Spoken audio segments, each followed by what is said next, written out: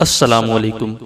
वक्त की अहमियत और वक्त की कदर करने वालों के दिलचस्प वाक़यात पर मुश्तमिल किताब का तारुफ और इसकी अहमियत आइए मुसन्निफ़ की ज़बान से समाअत फरमाइए।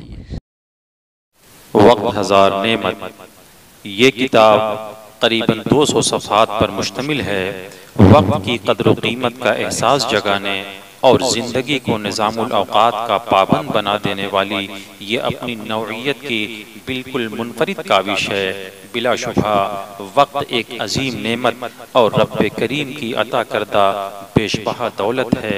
इस दुनिया में एक शख्स की कुल पूंजी उसका वक्त ही हुआ करता है। वक्त को ज़ाय करना दर हकीकत उम्र गंवाने के मुतरादिफ है। बड़े आदमी की बड़ाई और मशहूर शख्सियात की शोहरत का राज क्या है? यही वक्त की कदरदानी है।